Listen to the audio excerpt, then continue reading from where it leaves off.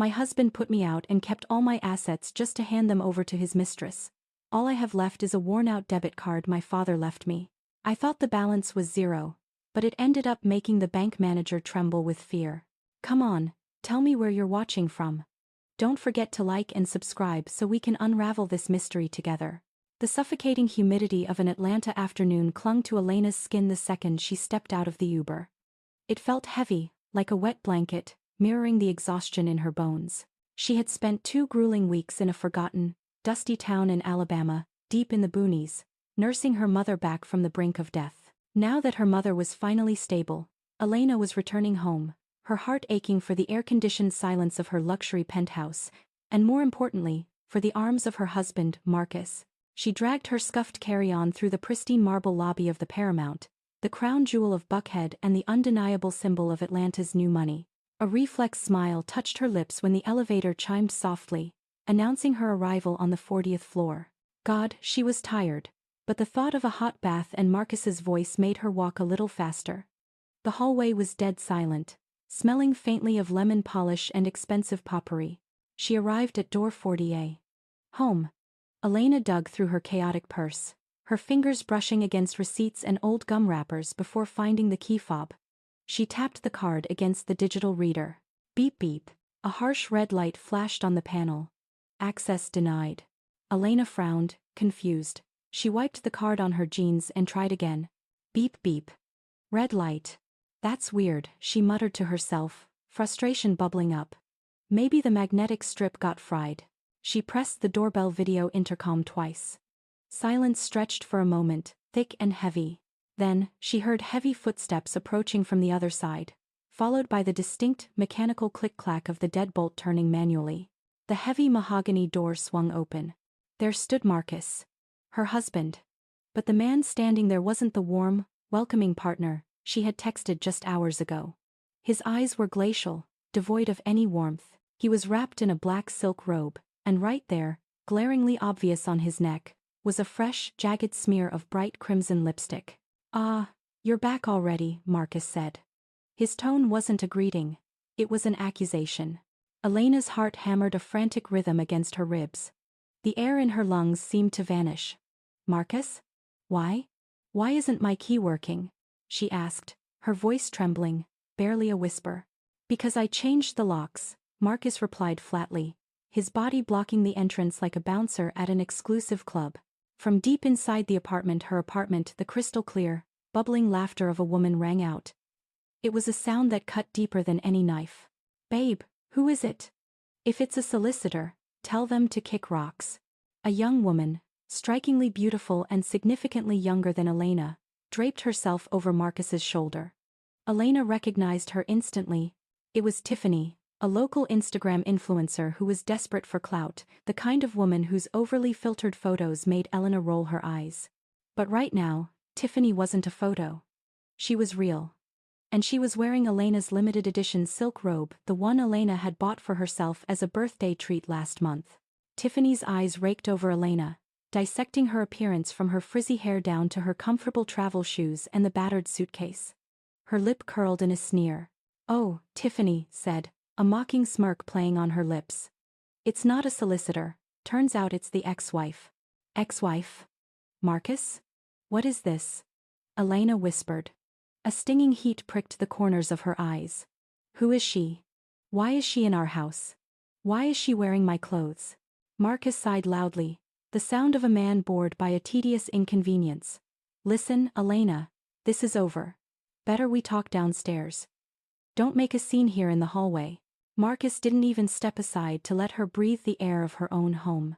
He stepped out into the corridor, pulling the door shut behind him with a final thud, leaving Tiffany smirking triumphantly on the other side of the wood. Marcus didn't utter a single word as they rode down in the elevator. The silence wasn't peaceful. It was suffocating, sucking the air out of the small metal box. Elena stood petrified, her back pressed against the cold mirror, her brain misfiring, unable to process the nightmare unfolding in real time. The sickeningly sweet scent of Tiffany's perfume, a sharp, expensive floral fragrance that Elena had always detested, lingered faintly on Marcus's silk robe, filling her nostrils with the smell of betrayal. The elevator chimed, a cheerful sound that felt mocking. and the doors slid open into the busy lobby. It was evening rush hour. A few other well-dressed residents glanced at them with curiosity, a man in a bathrobe and a woman looking like a shipwreck survivor. Marcus walked briskly toward a secluded corner of the lobby, near a massive floor-to-ceiling window overlooking the traffic on Peachtree Road. Elena followed him, her legs moving mechanically, like a robot programmed only to obey. "Marcus, please, explain this to me," Elena demanded, though her voice was brittle, barely audible over the low hum of the lobby. "What is there to explain?" Marcus said coldly, not even looking at her. "Is it not clear? No? You and I are done. Finished. Expired. Just like that? After 10 years? Elena's voice cracked. "After I spent weeks wiping my mother's brow. After I took care of your mother after her stroke last year? After building this life with you from ground zero?" Marcus let out a cynical, dry laugh that chilled her blood. "Building with me from ground zero? Don't be ridiculous, Elena. I am successful thanks to my hard work, my vision. You're just a burden. A dead weight. Especially after you spent so much time playing nursemaid to your mama in that dusty country town. You forgot your duties as a wife." "My duties?" Elena blinked, tears welling up. "Yes. Look at you." Marcus pointed a manicured finger at her with unmasked disgust. "Disheveled. Unkempt. Pathetic. I am a major developer in this city. I need a partner on my level, a power couple image, not a housewife like you." Elena's jaw dropped. The man in front of her seemed like a complete stranger, a monster wearing her husband's face. "Tiffany. So, it's been going on this whole time?" "Yeah, we've been together a year," Marcus admitted without a shred of guilt, fixing the lapel of his robe. "And she understands me. She fits my world." Suddenly, a building security guard approached, pushing a small, tattered duffel bag across the polished floor. It was the same gym bag Elena used when they first moved to Atlanta years ago, before the money, before the penthouse. Marcus snatched the bag and threw it at Elena's feet. The zipper popped slightly, spilling out some contents, just some old t-shirts and a toiletry kit. "Those are your things. The rest?" "I threw out," Marcus said, dusting off his hands. Then he tossed a thick brown envelope onto the bag. "Those are the divorce papers. I've already signed them. Inside is a settlement offer. All the assets, this penthouse, the luxury cars, the company, the investment accounts, everything is in my name. You came into this marriage with nothing. You leave with nothing." The tears finally escaped Elena's eyes, hot and stinging. This wasn't just a humiliation. It was an annihilation of her entire existence. You can't do this to me." "Oh, I can. And I already have." Marcus looked at her with eyes as cold as dry ice. "Sign those papers. If you behave yourself and don't try to claim any marital assets, maybe I'll be generous and give you cash for a Greyhound bus ticket back to your little dirt road town in Alabama." Some people in the lobby started to whisper, pointing phones in their direction. Seeing the scene, Elena felt stripped naked, exposed to the world's judgment. "Get out," Marcus hissed. "But this is my home, too," she pleaded weakly. "Not anymore," Marcus shouted, his voice echoing off the marble walls. "Security." Two burly security guards approached. They looked uncomfortable, shifting their weight, but they were clearly on the side of the man who owned the penthouse, not the woman crying on the floor. "I'm sorry, ma'am. Please don't make a scene," one of them said, gently but firmly grabbing Elena's arm. Elena was dragged out by force, her heels skidding on the floor. She looked back, staring at Marcus with sheer desperation. "Marcus, please." Marcus just looked at her blankly, then turned his back and walked toward the elevator. Up above, near the glass railing of the mezzanine, Elena could see Tiffany's silhouette watching the show, sipping a glass of wine, savoring her victory. The heavy glass door of the lobby hissed shut behind Elena, creating a physical barrier between her and the life of the last 10 years. She was thrown onto the busy sidewalk under the darkening Atlanta sky, clutching only a duffel bag of old clothes and the divorce papers that insulted her very soul. Night fell quickly in Atlanta, like a heavy curtain dropping on a failed play. The street lights began to flicker on, casting long, distorted shadows, but for Elena, the whole world seemed pitch black. She walked aimlessly, her feet dragging on the concrete. The aggressive honking of horns from the heavy traffic on Peachtree sounded like roaring beasts in her ears. She had nowhere to go. Her mother in Alabama was still in fragile recovery. She couldn't add the crushing weight of this news to her mother's burden. It would kill her. Her feet, acting on autopilot, carried her to Centennial Olympic Park. She collapsed onto one of the empty benches, staring blankly at the glittering skyline that mocked her. Her stomach growled a sharp, painful reminder that she hadn't eaten since a stale airport sandwich that morning. Ironically, all around her, the restaurant patios were coming alive. The intoxicating aroma of barbecue ribs, fried catfish, and sweet waffle cones floated in the air. A cruel torture that made her empty stomach ache even more. People laughed. Young couples walked hand in hand, whispering promises. Elena felt like a ghost, invisible, non-existent in this city she had helped build. She opened the cheap wallet Marcus had thrown at her. Inside was a pathetic $10 bill, not even enough for a sandwich at the tourist traps, let alone a night in a cheap motel on the outskirts. She pulled out her phone. Battery was at 5%. Panic set in. She rushed to open the mobile banking app for their joint account. Loading.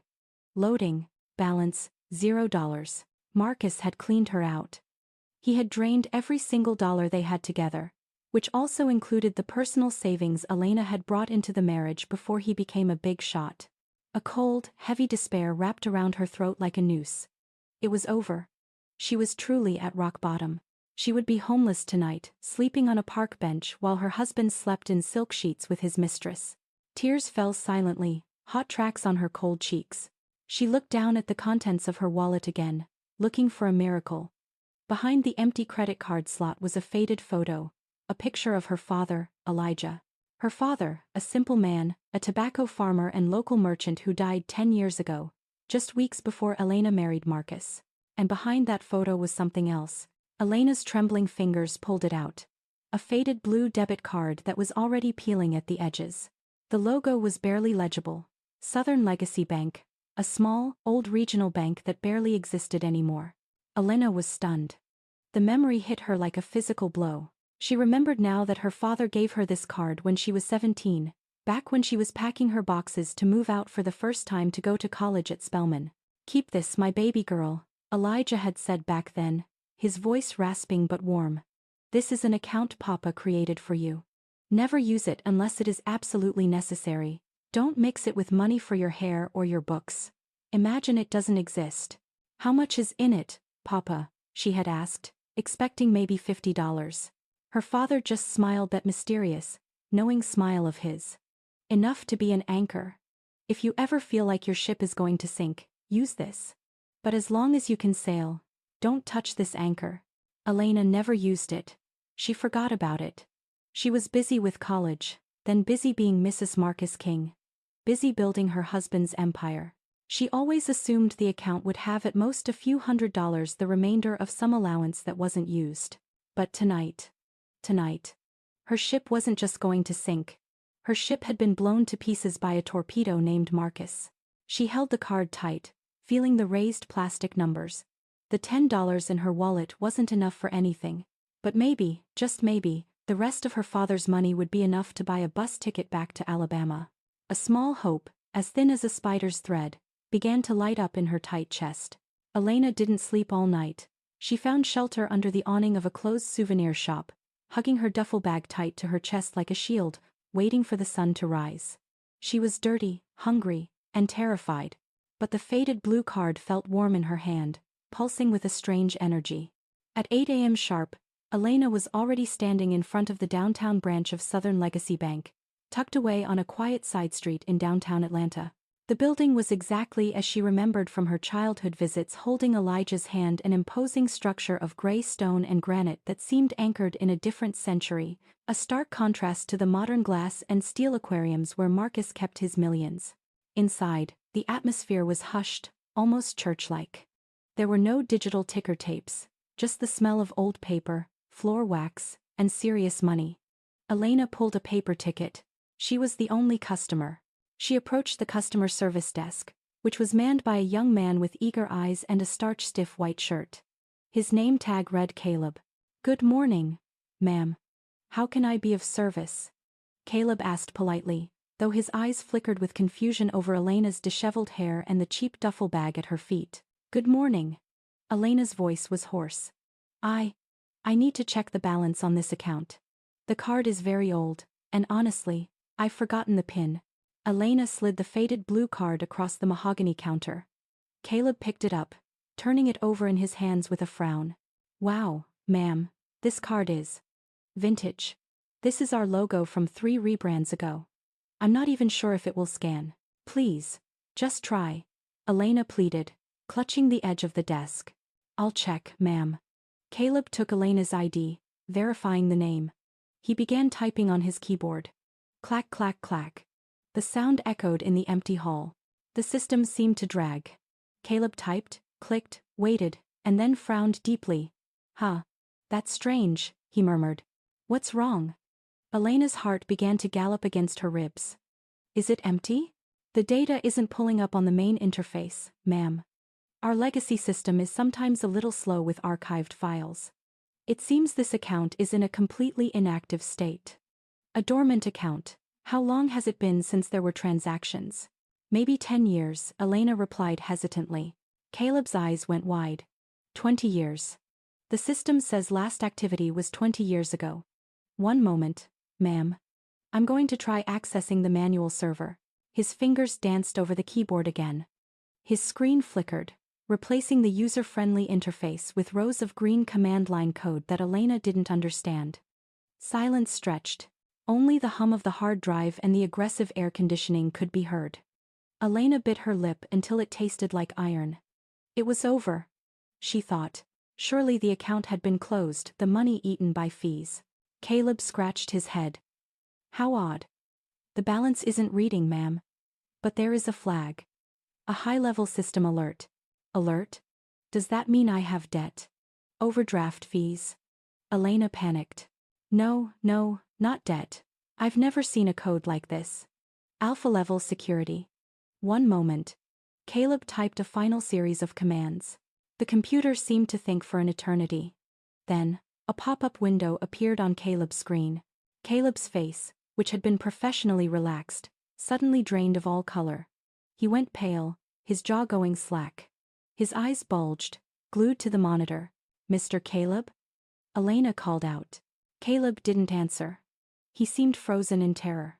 He swallowed hard, his atoms apple-bobbing. Suddenly, he shot up from his ergonomic chair so fast that it flew backward, crashing into the file cabinets with a loud screech. Mr. Henderson.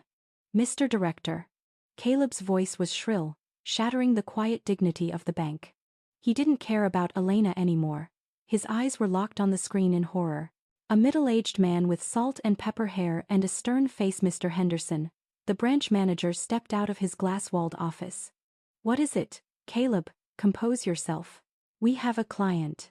I'm sorry, sir, but you have to see this. Caleb pointed at the screen with a trembling finger. Account in the name of Elena. Inheritance from Elijah. Mr. Henderson sighed, clearly annoyed at the interruption, and walked toward the desk, preparing to lecture his junior employee on decorum. He glanced casually at the screen, and then he froze. His professional, rigid mask crumbled instantly. His expression shifted from annoyance to confusion, and then to a deathly pallor that matched Caleb's. He looked at the screen, then looked at Elena with wide eyes, and then back at the screen as if checking for a glitch. Ma'am. Mrs. Elena? Mr. Henderson asked. His voice, previously firm and authoritative, was now trembling. Yes, sir, Elena whispered, terrified. What's wrong? Was my father a criminal? Caleb, Mr. Henderson ordered, his voice tight. Close your window. Immediately. Put up the closed sign. Escort Mrs. Elena to my private office right now. Do not let anyone see this screen. The order was so urgent that Elena jumped. Caleb, stuttering yes sir, immediately killed his monitor. Come with me, ma'am, Caleb said, now treating Elena not like a homeless woman, but like royalty. He was afraid to offend. In Mr. Henderson's cramped office, the blinds were drawn and the door was locked instantly. Mr. Henderson paced for a moment before sitting behind his desk, his hands shaking slightly as he logged into his own terminal. Excuse me, ma'am. You caught us by surprise, Mr. Henderson said, wiping sweat from his forehead. Actually, what is happening, sir? Did my father leave a huge debt? Elena asked. on the verge of tears. Debt? Mr. Henderson let out a nervous, breathless chuckle. No, ma'am. Far from it. He turned his monitor toward Elena. Ma'am. Look at this. The screen didn't show a savings account. It showed a complex ownership structure diagram. This account is not a normal savings account, Mr. Henderson said, his voice hushed with reverence. This is a master account. It is the primary liquidity anchor connected to a corporation, a dormant LLC. Elena frowned. Corporation? LLC? Correct? Called Elijah Legacy Holdings LLC. This company was founded by your father in 1998 and was placed in a blind trust exactly 20 years ago. But my father was just a tobacco farmer. That is what he wanted people to know, ma'am, Mr. Henderson interrupted gently. Your father. He wasn't just a farmer. He was a land broker. A visionary one. Mr. Henderson clicked a tab titled, List of Assets. Elijah Legacy Holdings is the legal owner of 2,500 acres of prime agricultural land and pecan groves in South Georgia, all under this deed. And here. Look, Elena's eyes followed his finger. The sole ownership was transferred completely to you as the heir, with a special activation clause. What clause? Elena whispered. This company activates automatically, and all its assets become accessible to the heir only if the heir accesses this master account in a desperate situation, specifically if their personal balance hits zero. Elena's jaw dropped. Her father had predicted this. She looked at the row of numbers on the screen. They weren't savings figures. They were figures of massive land acreage and equity. She didn't faint. She didn't scream. Elena simply sat up straighter. The hunger, the exhaustion, and the humiliation evaporated, replaced by something cold, sharp, and incredibly strong. She remembered Marcus's mocking face as he threw the divorce papers. She remembered Tiffany's victory smile on the balcony. Mr. Henderson, Elena said. Her voice was calm, eerily cold, surprising even herself. Yes, ma'am. How do I activate this company right now? Mr. Henderson looked at Elena with deep concern. The reaction of the woman in front of him was totally unexpected. She wasn't crying anymore. She wasn't screaming with joy. Her eyes, swollen from crying the night before, now hardened into diamonds. She stared at the computer screen with a terrifying focus. Mr. Henderson, Elena repeated, her voice steady. What do I need to do? Mr. Henderson stuttered. Technically, it is already active, ma'am. As soon as you access this master account with a null personal balance, the clause was fulfilled. Our legal team managing the trust. Well, they are already waiting for your instructions. Caleb, the young employee promptly poured a glass of water and placed it in front of Elena. Elena didn't drink it. My father, Elijah. What else do you know about him? Mr. Henderson opened a locked drawer, pulling out a thick, dusty leather folder. Your father was a priority client long before the term private banking existed. He left this a letter and legal documents. He said, this can only be opened by my daughter, or by us if she has accessed the account in distress. Mr. Henderson handed over a yellowed envelope. Elena's hands trembled as she opened it. Inside was a sheet of paper written neatly by hand. To my baby girl, Elena. If you are reading this, it means there are two possibilities. First, Papa is no longer here, and you are ready to start your own life. Second, life hasn't gone according to your plans. Papa was a farmer. It's true. But Papa also knew that this world isn't always fair to good women like you. I saw how they treated your mother. I kept a small anchor for you, not to spoil you, but to ensure you have options when you feel cornered. I designed the desperate clause on purpose. I know you are smart, but your heart is too soft. I was afraid. If you had wealth too early, you would attract the wrong man, a scammer in a nice suit. And if you didn't have wealth, you might be oppressed by the wrong man. Papa failed in one thing. I couldn't protect you forever. I hope you never need to read this letter. But if you read it, remember Papa's message. Don't cry. Don't get revenge with tears. Build your own kingdom, my child. Make them regret it. The anchor has been dropped. Now sail, baby girl. Love, Papa. The tears she had been holding back finally fell. They weren't tears of sadness but of clarity. Her father, the simple man in overalls, had seen the future. He had seen Marcus decades before Marcus existed. Elena wiped her tears with the back of her hand. She looked at Mr. Henderson. "I need 3 things," she said. "What things, ma'am?" "First, cash. I don't have a dime." "Withdraw the maximum daily limit." "Of course." "Caleb, prepare a cash withdrawal from the operating account," Mr. Henderson ordered. "Second," Elena continued, her voice gaining strength. "I need a place to stay temporarily. A secure hotel far from the Paramount Apartments." "That can be arranged?" "We have corporate rates with the Street Regis. We can book the suite under the holding company name." "Third, and this is the most important." Elena leaned forward, her eyes locking onto the bankers. "I need all the financial data of Elijah Legacy Holdings LLC, and I need a recommendation for the best business restructuring consultant, not from around here. I want someone from the Midtown Financial District. Someone ruthless. Someone who doesn't know Marcus." Mr. Henderson was stunned for a moment, impressed by the composure of the woman who 30 minutes ago looked like a homeless person. "I know a name," Mr. Henderson said slowly. "They nickname him the Cleaner. Very expensive. Very cold. His name is Dante." "Good," Elena said, standing up.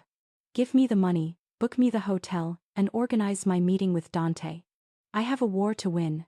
Elena didn't stay at the hotel Mr. Henderson booked. That was her first strategic move: never be predictable.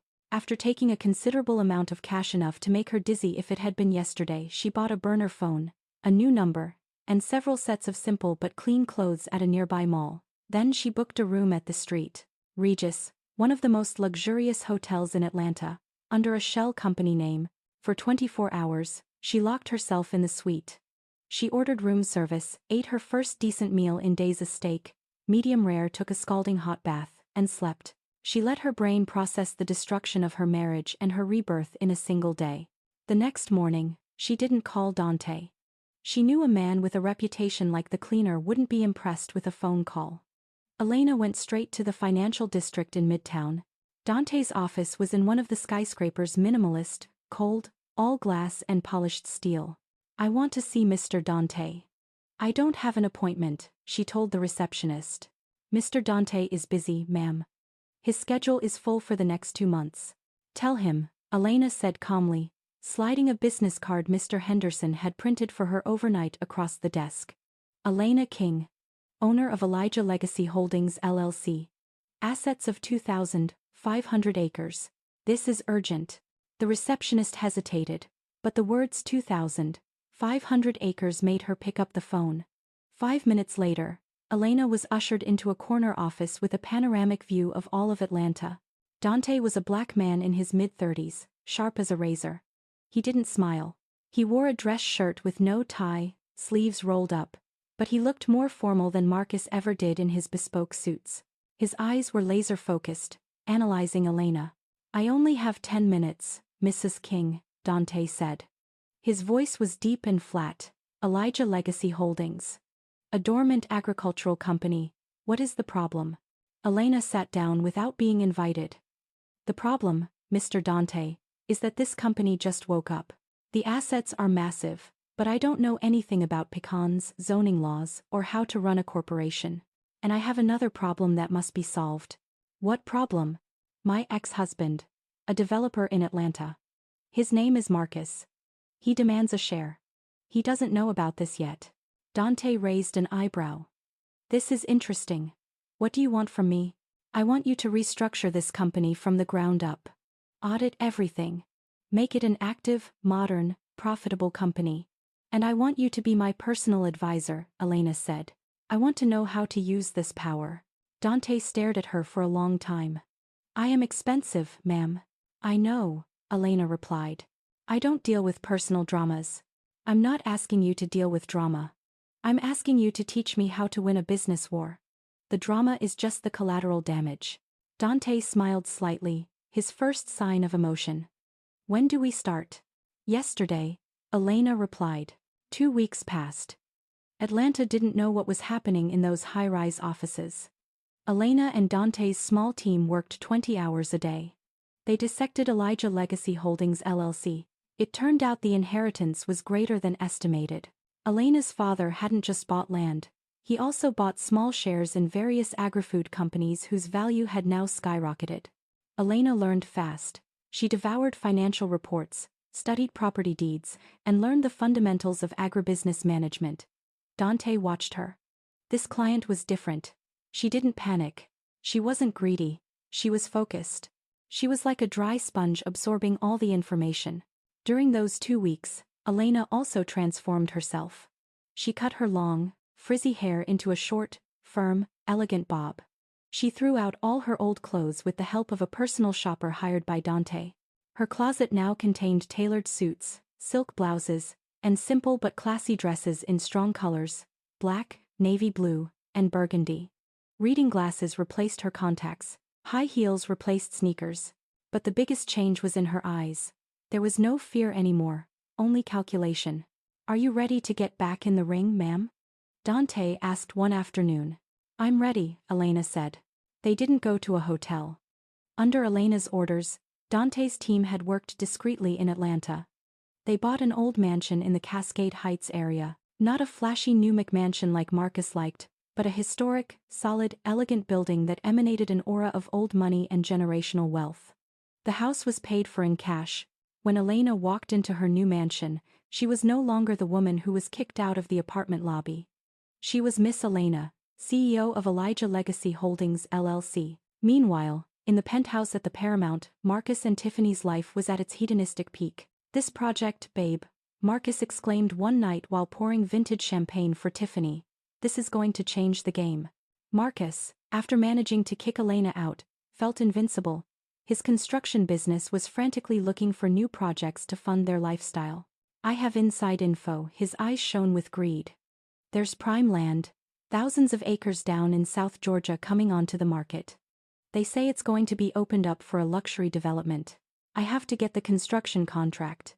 Tiffany, who was busy taking selfies with her champagne glass, was only half listening. "Oh, yeah. Great. That means our wedding can be in Turks and Caicos, right? And I want that new Birkin bag, the crocodile skin one." "Sure, whatever for you," Marcus said. But deep down, he was a little anxious. To get such a big project, he needed a huge capital injection. He needed investors. His company honestly had quite a few debts here and there to finance Tiffany's lavish demands. "I'll organize meetings with all possible investors," Marcus murmured. A few days later, Marcus heard rumors in Atlanta business circles. "Did you hear?" An acquaintance said at the club. "There's a new player in town investing like crazy. Bought a mansion in Cascade. Cash. Brought in a consultant from Midtown. That guy, Dante, the cleaner." "What's the name?" Marcus asked. "Interesting. No one knows exactly. Very secretive. But the company name is old. Elijah Legacy Holdings LLC. Ring a bell?" Marcus shook his head. "Old-fashioned name. Probably some old money folks just realizing their assets. This is the opportunity." Marcus immediately ordered his secretary to find a way to contact the holding company. He had to present his proposal for the development in South Georgia. He didn't know that the lands he coveted were the very ones listed in Elena's deed. The invitation arrived. Elijah Legacy Holdings LLC was interested in hearing the proposal from King Constructions. The meeting would be held at the CEO's residence in the Cascade Mansion. Marcus felt on top of the world. "Look, Tiffany, they invited me. Surely, they've heard of my reputation." That morning, Marcus put on his most expensive Italian suit. He rehearsed his presentation in front of the mirror. He was determined to dazzle this mysterious investor. He arrived at the mansion. The high wrought iron gate opened slowly. He walked into a majestic but cool foyer. The walls were marble, the furniture antique and heavy. An assistant with a formal look received him. "Good afternoon, Mr. King. Please wait in the meeting room. Our CEO will join you shortly." Marcus was led to a grand library transformed into a meeting room. On one side was a very long mahogany table. On the other, tall windows overlooked a manicured garden. At the end of the table sat a man looking at his laptop. "Dante." Marcus thought he was the boss. "Good afternoon, sir." Dante looked up. His eyes were cold. "I am Dante, consultant. Sit down, Mr. King. Our CEO is on the way." Marcus sat down. He started to feel a little nervous. The atmosphere in this room was too heavy, too silent. 5 minutes passed. It felt like an hour. Suddenly, the double doors behind Marcus opened. He didn't turn around initially. He heard the sound of footsteps, high heels. Click-clack, click-clack. A firm and rhythmic sound on the marble floor. "Sorry for the wait." A voice was heard. A familiar voice, but impossible. Marcus froze. He knew that voice, but this version of the voice was cold, full of authority. He turned his chair slowly. The footsteps stopped at the other end of the table. There stood Elena, her hair perfectly styled in a sharp bob. She was wearing a navy blue power dress that wrapped her body perfectly. Reading glasses rested on her nose. Her face was made up subtly but professionally. She looked at Marcus. There was no hatred in her eyes. No love, nothing. Just the look of a superior looking at a subordinate. Marcus's mouth opened, but no sound came out. Elena sat calmly in the head chair. Dante stood beside her, handing her a tablet. Elena looked at Marcus and then smiled. The smile didn't reach her eyes. "Good afternoon, Mr. King," she said. Her clear voice filled the room. "I am Elena King, CEO of Elijah Legacy Holdings LLC. She leaned in a little. "Please begin your presentation. I heard you are very interested in the lands in South Georgia." Elena paused, letting her words sink in. Casually, she continued in a relaxed tone. "Coincidentally, all the land you covet for your ambitious project belongs to me." Silence.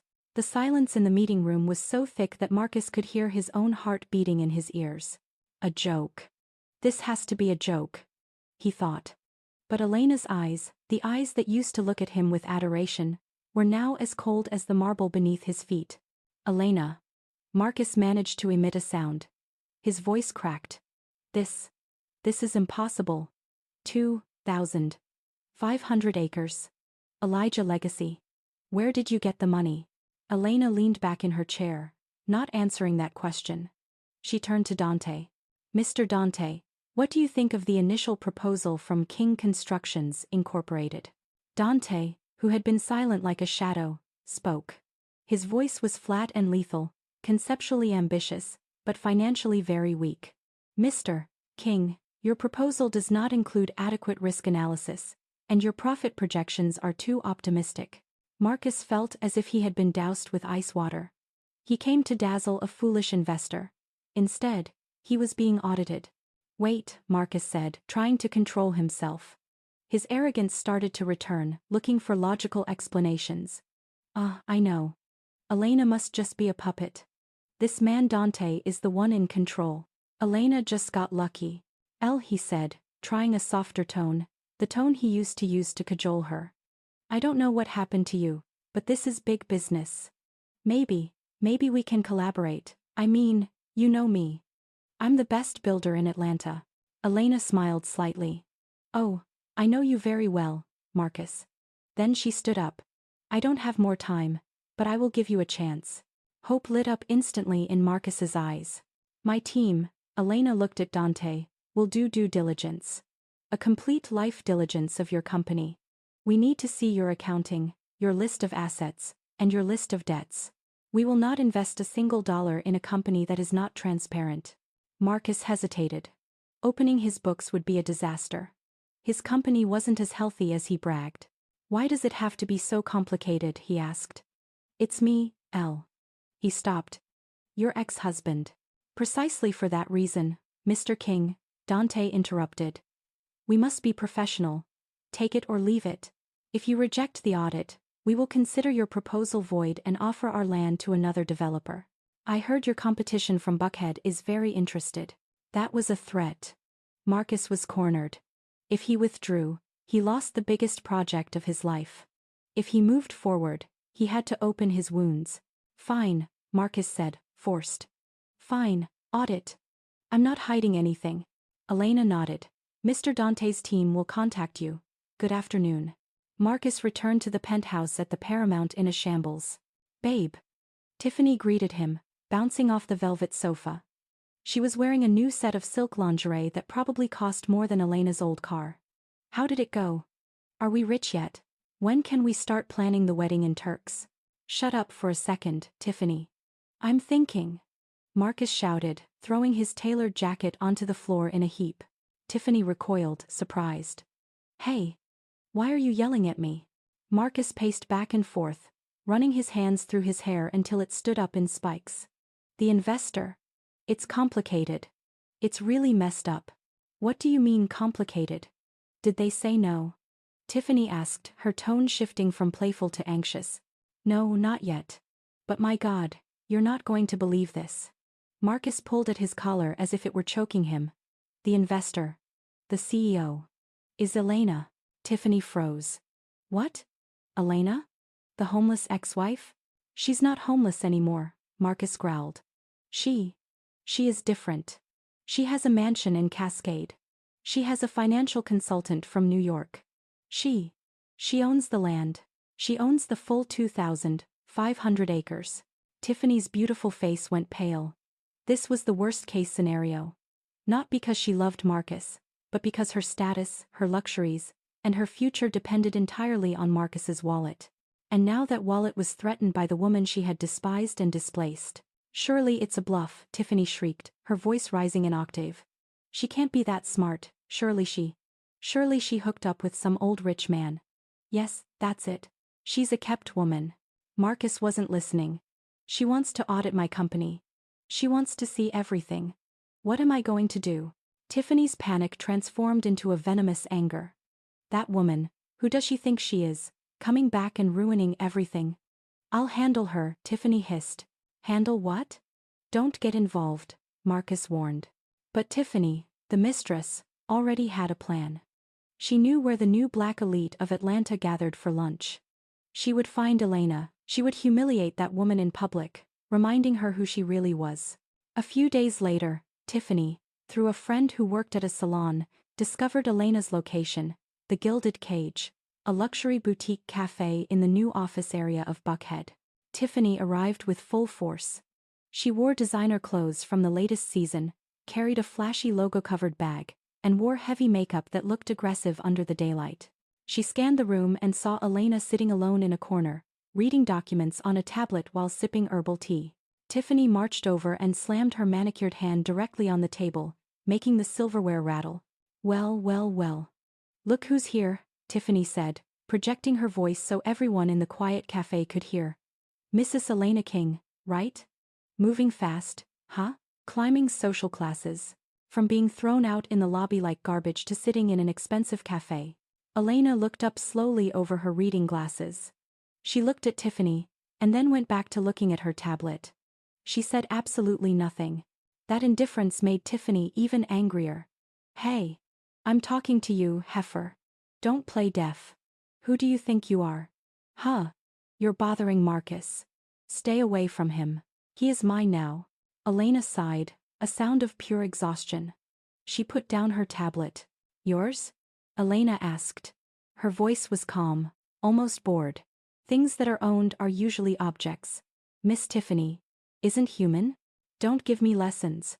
I know your game. You came back to steal Marcus from me again, right? Because he's successful. You want his money. Elena let out a little chuckle. A cold laugh that didn't touch her eyes.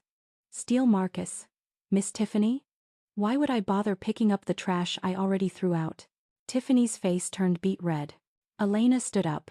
Now she was at eye level with Tiffany, and her presence filled the space.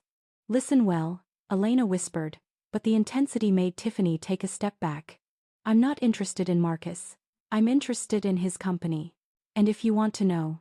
Elena looked at the flashy shopping bag Tiffany was clutching. Marcus came to me begging me to finance his project. He isn't even capable of paying for your lifestyle without begging me for a lifeline. Liar. Tiffany spat. Ah, yes. Elena pulled out a heavy black credit card, the Centurion card, from her wallet. It hit the metal tray with a heavy clink. Today I feel generous. She called the waiter. The check, please. And also, for this lady. I'm paying.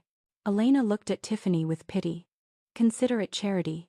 You need it more than I do. She grabbed her tablet and walked out, leaving Tiffany frozen in shame, turned into a spectacle for the entire cafe. The bait game had worked. Marcus was humiliated by the urgent need to hand over all his financial documents to Dante's team. Meanwhile, Elena humiliated Tiffany in the cafe. Back at the Cascade Mansion, Dante's team gathered in the war room. "This isn't a company, Miss Elena," Dante said, pointing at the large screen showing the cash flow of King Constructions. "Incorporated, this is a house of cards built on air." "Explain," Elena said. "First," Dante said, tapping the screen. "Materials. He charges his clients for grade A cement, but reports show he buys grade C from unregistered suppliers. He takes a 40% profit just on material embezzlement. This is illegal and dangerous." Elena remembered a small bridge project Marcus bragged about last year. Her stomach turned. "Second, debts," Dante continued. "He doesn't have bank debts. He's too smart for that. He gets into debt with small suppliers, sand pits, local hardware stores, small equipment rental companies. He delays their payments for months, even years, knowing they don't have the legal strength to fight him." The list of supplier names appeared on the screen. Elena recognized some names: honest, hard-working people. And third, taxes. Marcus keeps 2 books, one for himself, one for the IRS. His tax evasion is massive. Elena sat in silence. The man she was married to for 10 years, the man she cared for when he was sick, turned out to be a scammer, an extortionist, and a thief. "Good," Elena said. Her voice was steady. Dante looked at her. "Good? Yes. This gives us a weapon. What is the next step?" "Marcus is only focused on us, on those 2,500 acres, Dante explained. "He doesn't realize that his debt to the small suppliers is his weakest point. I want you, Elena." He stopped, thinking about the strategy. "I want you to buy all that debt." Dante smiled. "I assumed so. I have prepared 3 shell companies in Delaware. We will buy every outstanding invoice from those suppliers. We will pay cash. The suppliers will be happy. They will be very happy," Elena said. "And Marcus?" "Marcus will know nothing," Dante added. "He will only feel relieved because the collectors will stop calling him. He will think we are going to give him capital." "How much time?" Elena asked. "Give me a week. In a week, King Constructions Incorporated will no longer owe anything to the small merchants," Dante said. "He will owe me." Exactly as Dante predicted, Marcus suddenly felt his life getting easier. The incessant calls from angry suppliers stopped overnight. He considered this a good sign. He arrogantly assumed that the rumor of his collaboration with Elijah Legacy Holdings LLC had scared the small merchants into silence. He was very, very wrong. Feeling the pressure decrease, Marcus decided it was time to take the final step. He had to secure Elena not just on a business level, but personally. He convinced himself that the Elena of the past, the woman who nursed him, who forgave him, was still in there somewhere. He sent a massive bouquet of white roses, Elena's favorites back then, to the Cascade Mansion with a handwritten note. "I know I was wrong. Let's talk like old times. Dinner at our usual spot." Elena almost threw the flowers into the trash compactor, but Dante stopped her. "Go," Dante said, checking his watch. "Let him dig his own grave a few feet deeper." That night, Elena went to Le Jardin, the upscale French restaurant where Marcus had proposed to her 10 years ago. Marcus was already waiting at the best table. He looked impeccable in a tuxedo. He ordered the most expensive bottle of Bordeaux. He said, reaching for Elena's hand across the crisp white tablecloth. Elena allowed it for a second. Her skin felt cold to the touch. "I ask for your forgiveness." Marcus's voice dripped with rehearsed sincerity. Elena just looked at him, waiting. "I know I was very wrong," Marcus continued, his eyes getting misty on cue. "My performance. It was a mistake. Tiffany. She is just a toy. A distraction. I was pressured. You know, business is hard. And you. You were busy with your mother in Alabama. I felt lonely. So, was it my fault?" Elena asked. Her voice was calm. No, it was my fault," Marcus rushed to correct himself. "I was blind. I didn't see the diamond I had until I saw you in the meeting room the other day. I realized." "Realized what?" "How fantastic you are. We can be the best team, the power couple of Atlanta." Marcus leaned in, whispering. "I've already left Tiffany. She's already out of the apartment." It was a lie. Tiffany was currently shopping online with his credit card at that very moment. "We can start over," Marcus whispered. "You with your land, me with my expertise, Forget Dante. You don't need him. You only need me. Elena withdrew her hand slowly, picking up her wine glass. Your seduction is good, Marcus. Better than your business presentation, she said coldly. Marcus blinked, surprised. Maybe you're right, Elena continued as if pondering. Marcus's eyes lit up with hope. We really have to fix this. But I can't mix personal and business, Elena said firmly. Let's finish the business matter first. I've already seen the result of your audit. And? Marcus asked anxiously. And we need to talk seriously, Elena said. Tomorrow in my office at 10 a.m. bring your lawyer if necessary. Once that is over, then we can talk about us. Elena stood up, leaving Marcus with a bottle of expensive wine and a sly smile, thinking he had just won the lottery. At 10 a.m., sharp, Marcus arrived at the Cascade Mansion meeting room alone. He didn't bring a lawyer. He brought another bouquet of roses. He was confident.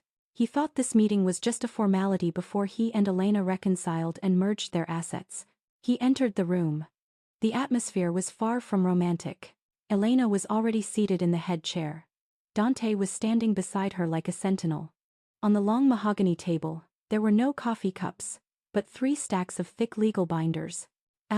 Babe, Marcus greeted, trying to break the ice with the flowers.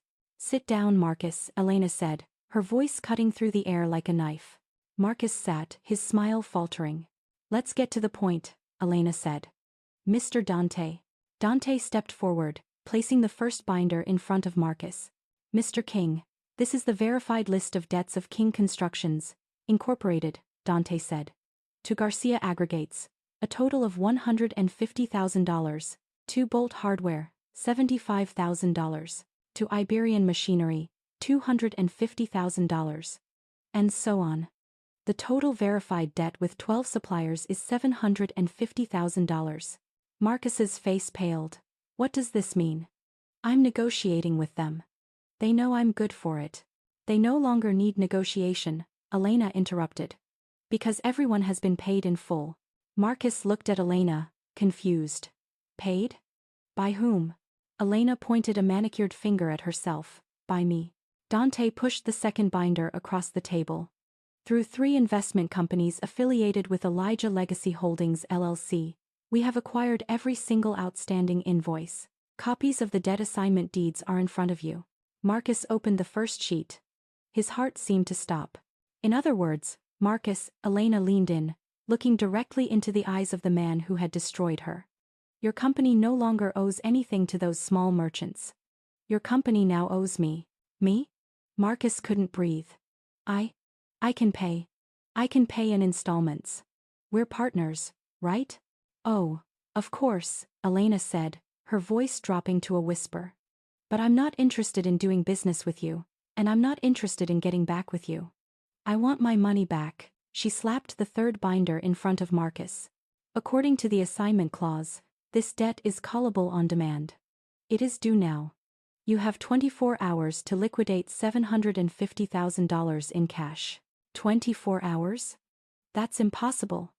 No one has that much cash on hand. Marcus shouted, finally panicking. I do, Elena replied coldly. You set a trap for me. A trap? Elena stood up. I am only claiming what is my right. Just like you kept all my rights before. If in 24 hours you cannot pay. Elena looked at the clock. Our legal team will immediately register the lien on that penthouse in the Paramount, on your office, and on all your heavy machinery. Good morning, Mr. King. 24 hours. Marcus never knew how short 24 hours could be. After leaving Elena's mansion, he didn't go back to the apartment. He panicked. He spent the first hour driving aimlessly, cursing Elena, Dante, and the whole world. The second hour, he started calling. He called his bank manager. I need a loan of $750,000. The collateral is my project in South Georgia. The bank manager laughed on the other end of the phone. Marcus, don't joke. You don't have that project secured yet. Besides, your credit limit is already tapped out. Marcus hung up abruptly. From the 3rd to the 10th hour, he spent calling all his business contacts. Every friend he had invited for expensive wine, every official he had tipped. The answer was the same. Oof, tough times, Marcus. Or, sorry, I'm out of town. Or they simply didn't pick up. The news of his downfall, which somehow started spreading the moment he left Elena's mansion, traveled faster than fire. Hour 11. In his desperation, he returned to the penthouse. Tiffany was trying on a new dress she had just bought. How does it look, babe? Nice, right? Sell it, Marcus shouted. What? Sell it all. Marcus shouted with red eyes. Sell your bags. Sell your jewelry. We are bankrupt. Tiffany's face paled. These are gifts, not investments. Are you crazy? Elena set a trap for me, Marcus raved, pacing the room. That snake woman bought my debts. She gave us 24 hours. Elena is a scammer. Tiffany didn't care about the debt. She only heard one thing. The money ran out. At 10 a.m. sharp the next day, exactly 24 hours later, the doorbell of his penthouse rang. Marcus, who hadn't slept all night, opened it. He hoped it was Elena coming to cancel her threat. No. In front of the door was Dante, calm as a statue. Behind him, two well-dressed lawyers and a man in an official uniform holding a thick folder. The sheriff's deputy. Your time is up, Mr. King, Dante said flatly. Wait, I need time. Time is a luxury you didn't give Elena, Dante interrupted. He took a step forward. According to the order from the Fulton County Superior Court, we are here to execute the lien on this asset. The deputy began putting bright orange seizure stickers on the wall of the apartment foyer. No. This is my house, Marcus shouted. Technically, it is the collateral for your debt to my client, the lawyer corrected. You and this young lady, he looked at Tiffany with disdain, are required to vacate these premises in 1 hour. Take only your essential personal effects. 1 hour later, the scene in the lobby of the Paramount turned into a spectacle. Marcus, the same man who 10 years ago felt like the king of the place, was escorted out by security guards, the exact same guards who had thrown Elena out before. Tiffany followed him, crying hysterically, dragging 2 suitcases full of her designer bags, dropping shoes along the way. In her panic to grab anything of value, she had tried to unscrew the fixtures. She was screaming at the deputies. I bought this. This is mine.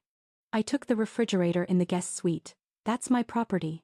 The guards just shook their heads and pushed them out the revolving doors. Marcus wasn't just bankrupt on paper. Now he was literally on the street, back at the ground zero he created for Elena, on the hot sidewalk in front of the lobby. This is all your fault. Tiffany shrieked, hitting Marcus's chest. You said you were rich. You said you were great. Turns out you're just a loser. Marcus, who had already lost everything, unloaded his remaining anger. My fault? Who asked for Birkin bags every week? You made me spend. Parasite. Parasite? Tiffany's jaw dropped. Their fight was so loud it became a public spectacle. They didn't realize that across the street, someone was recording the fight with their phone. I didn't sign up for this. Tiffany shrieked. I'm done. She dragged her suitcase, trying to hail a cab. Where are you going? You won't survive without me. Marcus mocked. You'll see. Tiffany went to a luxury hotel, trying to book a room with the unlimited credit card Marcus gave her. I'm sorry, ma'am. Declined, the receptionist said coldly. She tried another card. Declined. All declined. Marcus's accounts were frozen by Elena's lien. Tiffany panicked. She called her high society friends. Girl, I have a problem. Can you lend me? The phone cut off. She called another. Hello? Phone turned off. She didn't know that Dante had leaked Marcus's audit report to a few key people. The news that Marcus was a fraud and Tiffany was the side chick linked to a bankrupt scammer had spread through all the group chats of Atlanta's elite. She was toxic. No one wanted to associate with her. 2 weeks after the seizure, Elena sat with Dante in the meeting room of her mansion. The mahogany table was now full of blueprints. All assets of King Constructions, Incorporated have been liquidated, Dante informed. His office, his equipment, and the penthouse. Everything is enough to cover the debt plus interest and legal costs. Good, Elena said. What will we do with the penthouse? We can sell it. Elena shook her head. No. Sell all the luxury furniture inside, empty it. Then give the keys to Mr. Henderson at Southern Legacy Bank. Tell them to give it as a bonus gift to Caleb. Dante raised an eyebrow, a little surprised by the touch of cynical humor. Caleb, the bank teller. Yes. He deserves it. He was the first one to help me. Very well, ma'am. And the 2,500 acres. Will we proceed with the luxury development plan? Elena stood up, walking toward the large window, looking at the garden. She remembered her father's letter. Build your own kingdom. Marcus wanted to build a palace for the rich that people like me could only see from outside the gate, Elena said. I will do the opposite. She went back to the table and pointed at the new blueprints. I am going to build homes. She explained that Elijah Legacy Holdings LLC would use the first 250 acres to build dignified, subsidized housing complete with a school and a small medical center. For whom? Dante asked, now truly interested. For the workers in our pecan groves, and for the families of the small suppliers who were almost destroyed by Marcus. They will have priority and special discounts. And the machinery seized from Marcus? We will use it to build those houses, Elena said with a faint smile. It's poetic justice. Dante looked at her with undisguised admiration. Not only that, Elena added, tapping another section of the map. On another 25 acres, I want to build the Elijah Center, a training facility for modern agribusiness and small business management. I want people like my father to have the chance to succeed without having to hide. Elena wasn't just getting revenge. She was building a legacy. Elena was done with Marcus, but the law wasn't. Marcus, who was now living poorly in a shared apartment on the outskirts, thought the worst had passed. One afternoon, while eating instant noodles, there was a knock on the door. Police. Mr. King, you are under arrest. What is this now? My debt to Elena is paid. This isn't about debts, the officer said, handcuffing him. This is about the use of substandard materials on the bridge project in Macon, and federal tax fraud. Marcus froze. How did they know? He didn't know that Dante, on behalf of a client concerned about public safety, had anonymously sent copies of Marcus's double ledger and the lab results of the poor-quality cement to the district attorney. He built a bridge that could collapse, Elena had said at that moment. It could kill people. This is no longer about him and me. It's about justice. The news of Marcus's arrest was a local headline. Elite developer falls. Alleged corruption and fraud. In her mansion, Elena watched the news on the large TV. She looked at Marcus's face, gaunt and angry, being escorted away. She felt nothing, neither anger nor satisfaction. That chapter was finally closed. She turned off the TV. 1 year later, Elijah Legacy Holdings LLC was no longer a dormant and mysterious company. The company was now one of the new economic pillars of the South. Elena had revolutionized her pecan groves with sustainable practices, raising wages for workers. The Elijah Center had already opened, and the first class had graduated. Elena was standing on a hill on her farm, looking at the green expanse under the afternoon sun. She was no longer the disheveled woman in the lobby. She was Elena, complete. Footsteps were heard behind her. Elena, the view is beautiful, Dante said. He was no longer wearing a formal suit, just a casual linen shirt. Now he spent more time in the country than in Atlanta. Yes, Elena said, smiling, a sincere smile. My father called this an anchor. Turns out this anchor can be used to build many things.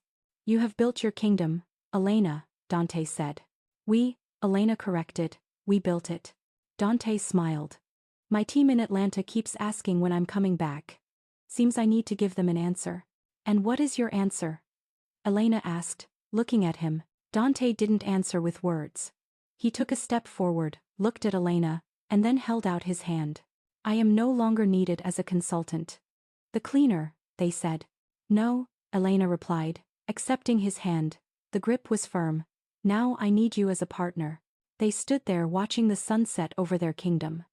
A kingdom that wasn't built on greed or lies but on the rubble of betrayal, and raised again with the foundations of justice and a new legacy. Did you like the story? And which city are you listening from? Let's meet in the comments. If you like the story, you can support me by sending a super thanks so I can keep bringing more stories like this. Thank you so much for your sweet support. I'm looking forward to your comments on the story. On the screen, you can see 2 new life stories that I highly recommend. There's so much more on my channel. Don't forget to subscribe. See you in the next life story. With love and respect.